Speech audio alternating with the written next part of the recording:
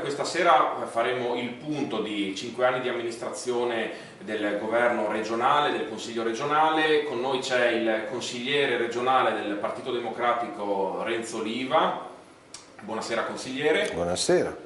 Io inizierei appunto con una prima analisi di 5 anni di governo in cui avete messo mano a dei settori molto importanti. Cominciamo a ricordare innanzitutto dove siete intervenuti. Beh, noi ci è toccato di amministrare questa regione in un periodo complicato, in una situazione difficile, dove il problema principale è stato assicurare al sistema, a tutto il sistema, le risorse necessarie. Le risorse, quando si parla di bilancio, io ho fatto il relatore a tutti i documenti di bilancio di questa legislatura, normalmente si pensa a qualcosa di molto noioso, stancante per addetti ai lavori, ma in realtà parlare di risorse, parlare di denaro, parlare di finanziamenti, parlare di soldi, parlare dei nostri conti, vuol dire parlare delle nostre istituzioni, parlare dei nostri servizi, parlare di sanità, parlare di scuola, parlare di enti locali, con tutto quello che gli enti locali fanno direttamente per i cittadini. Quindi parlare di risorse, e noi ci siamo occupati un po' di tutto, come è ovvio in questa legislatura, significa di parlare di cose molto importanti. Siete intervenuti, come diceva, aveva accennato, in settori in cui da molti anni si attendeva un intervento. Ricordiamo ad esempio la sanità, dove c'era da rivedere anche un sistema che forse non rispondeva più ai rapporti tra territorio e gli enti, gli ospedali o le aziende. Vede, la politica sanitaria non è uguale sempre, non è vero che si curano le persone sempre allo stesso modo, le esigenze cambiano, le necessità cambiano e per fortuna cambiano nella nostra società anche in meglio, perché la gente viva di più, perché ci sono più cronicità e meno elementi di acuzia, e quindi è sempre più necessario che i nostri concittadini abbiano un approccio con la sanità non soltanto confinato al momento ospedaliero in cui stanno molto male, ma in un momento di ordinaria amministrazione e di confronto con la sanità. E quindi la riforma sanitaria nostra non è stata fatta per quadrare i conti, è stata fatta essenzialmente per adattarsi meglio alle esigenze dei cittadini e alla sanità del Friuli Venezia Giulia. Senta, diceva, la sanità l'avete fatta non per i conti, ma per la salute dei cittadini.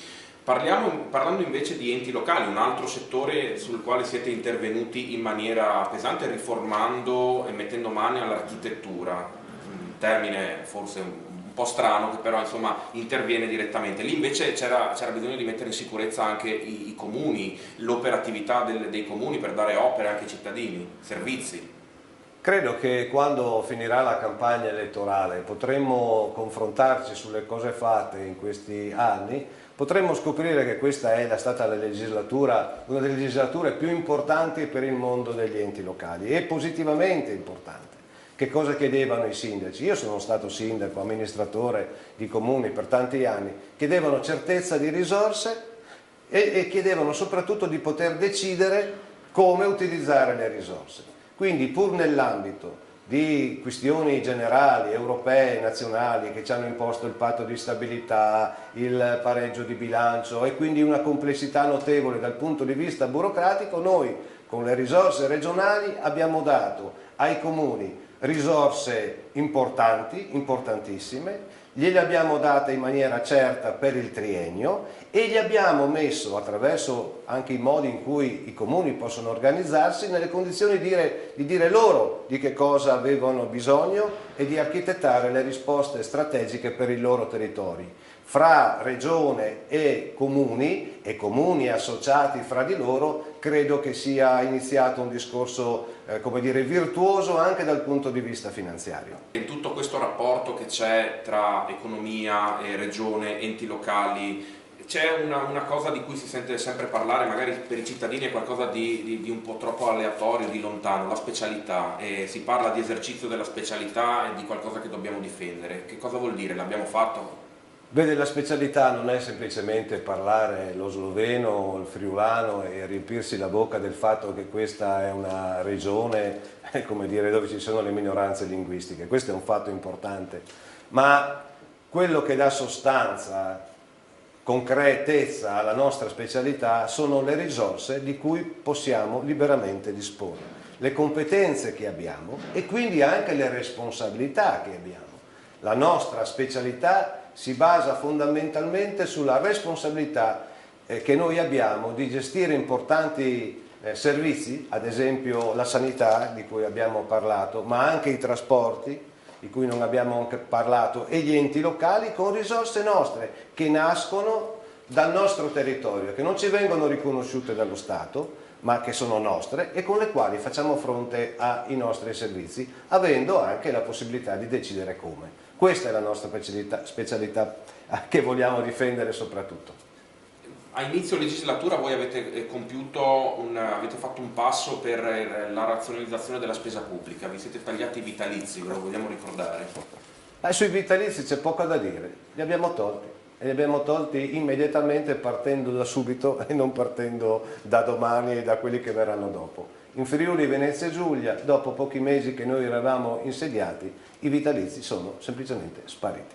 Sui conti c'è una ciliegina sulla torta che arriva a fine legislatura, il patto che la Regione ha siglato con lo Stato. In estrema sintesi, di che cosa si tratta? In estrema sintesi significa semplicemente che abbiamo negoziato e ottenuto 240 milioni in più. Poi vogliamo andare nello specifico, nel dettaglio, nel tecnico, potremmo, come dire, allungarci.